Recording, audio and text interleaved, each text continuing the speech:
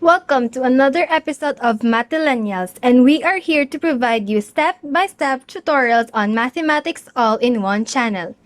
Today, we will be discussing definite integration. It's just the normal integration but with limits. To begin with, if the function is continuous on the closed interval a, b, and f is an antiderivative of f on a, b, then the integral of f of x dx to be evaluated from b to a is equals to f of b minus f of a, where a is the lower limit, b is the upper limit, f of b is equals to the evaluated integral at b, and f of a is equals to the evaluated integral at a. To do definite integration, identify first the upper and lower limit.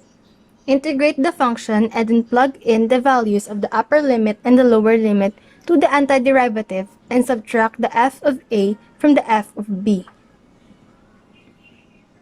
To understand more about definite integrals, here is an example. We have here the integral of x squared dx to be evaluated from 2 to 0. First, you add 1 to your exponent, making it 2 plus 1, and then copy the exponent into the denominator, and don't forget to put plus c. It becomes x cubed over 3 plus c, and then we evaluate it using our interval 2 to 0, wherein 2 is the upper limit and 0 is the lower limit. So here, we replace x with 2 first, subtracted by the same equation with x being replaced by 0. We have 2 cubed over 3 plus c to be subtracted by 0 cubed over 3 plus c. 2 cubed is equals to 8, and we have 3 as denominator, and the other equation becomes 0. Therefore, the answer is 8 over 3.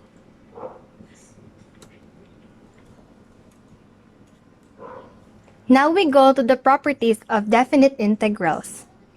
First, the integral of f of x dx to be evaluated from a to a is equals to 0.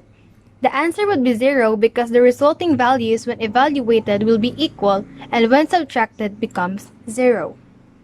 2. The integral of f of x dx to be evaluated from b to a is equals to the negative integral of f of x dx to be evaluated from a to b. Evaluating an integral from b to a gives an equal value if the function is evaluated from a to b and with a negative sign. 3.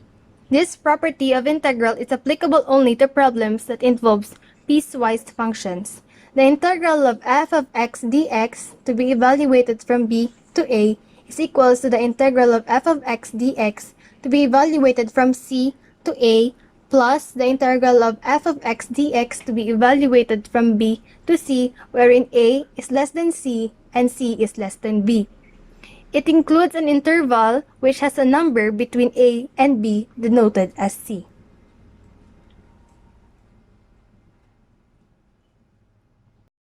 As seen from the graph, the area from C to A added to the area from B to C makes up the whole area that can be solved using the third property of definite integrals to be further discussed in our next video. That's it. Thank you for watching. Don't forget to like, share, and subscribe to this channel for more, and comment down below your suggestions on what topic will we discuss in our next videos. Bye!